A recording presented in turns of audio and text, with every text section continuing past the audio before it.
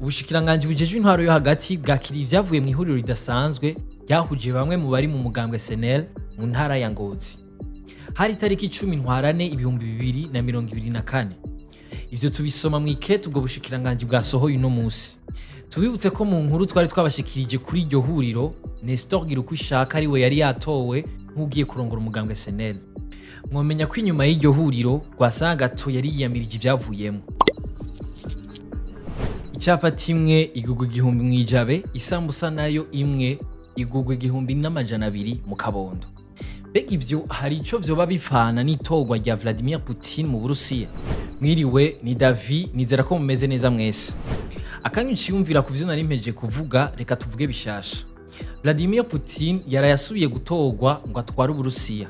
Putin afise imyaka 71 akaba yongewe ikiringo c'imyaka 6 aramutswe Uburusiya. Henshi mu binyamakuru vyo hanze ngo vyari vyitezwe. None ko Putin atowe nibiki tugiye kwitega vuba?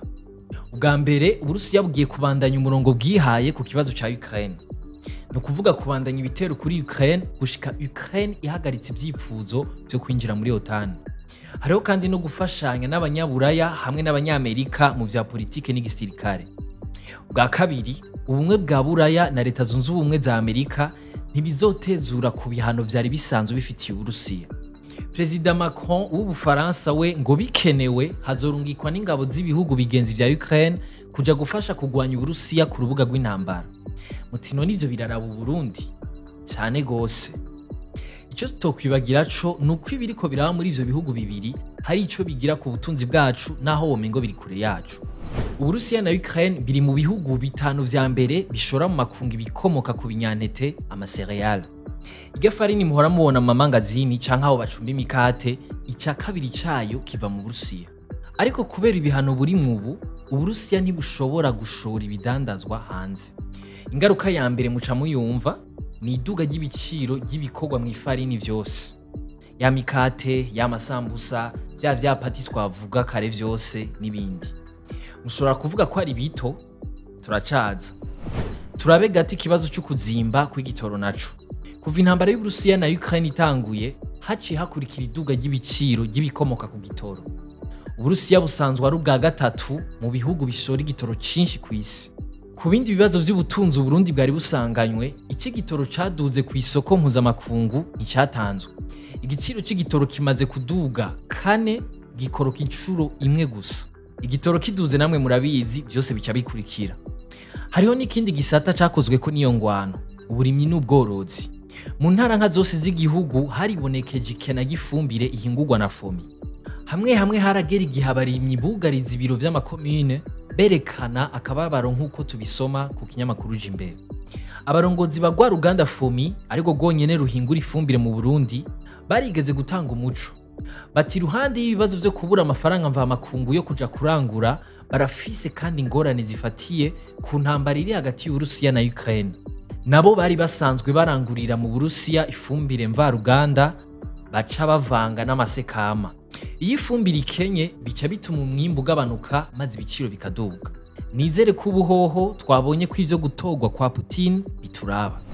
Twibukanye kandi ko President Putin ashira Burundi ku rutonde rw'ibihugu bigenzi vy'Uburusiya kumwe na Mali na Guinea Equatoriale. Ikinyamakuru Sputnik Africa cegereye Uburusiya caramenyesheje ko President Putin ashobora kugira urugendo mu Burundi muri uno mwaka w'2024. Yamara gucudika n'Uburusiya ntibihimbara bose. Nk'uwahoze aserukira ubumwe bw'ibihugu vya Buraya mu Burundi, Claude Boschu, yarigeze kuvuga ko migenderanire hagati y'Uburundi n'Uburusiya. Yagereranije Uburusiya n'igihugu kitubahiriza amasezerano mpuzamakungu kuko gitera kigenzi cacu. Ikindi yabwiye ikinyamakuru Iwacu nuko President Putin atabikorwa biboneka arakora bifasha mu iterambere ry'u Burundi uretse kwiyemeza ibintu bidafasha. Kuri ico twokwibutsa ko Uburusiya bwari bwemereye igitoro, ifumbire n'imiti Uburundi ariko bitarashika. Valery Mikhailov aserukira Uburusiya mu Burundi ngo kuba bitashitse ntivyavuye ku Burusiya ariko ngo ni kubera intambamyi z'ibihano vyafatiwe igihugu ciwe. Icanyuma twibukanya nuko mu mwaka uheze w'2023 Uburundi buri mu bihugu vya Afrika vyagendewe na Sergei Lavrov, umushikiranganji w'imigenderanire y'Uburusiya n'amakungu. Dutandukire inkuru ngufi nazo. Musitanteri wa Kayanza ngo anagesa yo kwikubita agashi ikazira tegekanya amahera akwiye yo kugura umwimbu w'abarimyi.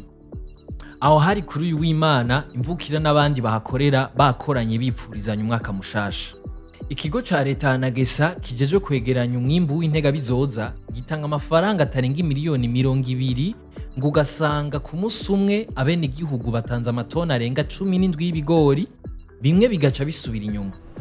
Mu Rumonge abagendesha amapikipiki barashima ko amasaha yo gukora yongerejwe. Ubu bakora gushika isaha 3 z'ijoro kandi bahora bashikana isaha 1 y'ijoro. Bamwe mu biyunguruza bavuga ko vyatumye bongereza amasaha yo gukora kuko bataba bakigira ubwoba bwo kubura ingene bataha nkuko tubisoma mu kinyamakuru Jimbere. Nk'ababi nyuma y'igisagara bo ngo bahora bahagarika akazi hakiri kare kugira batahe kare bagaca batakaza abakiriya. Mwakoze kudukurikirana, aya makuru muyasanga ku mbuga zacu, ahanje zosubirejo.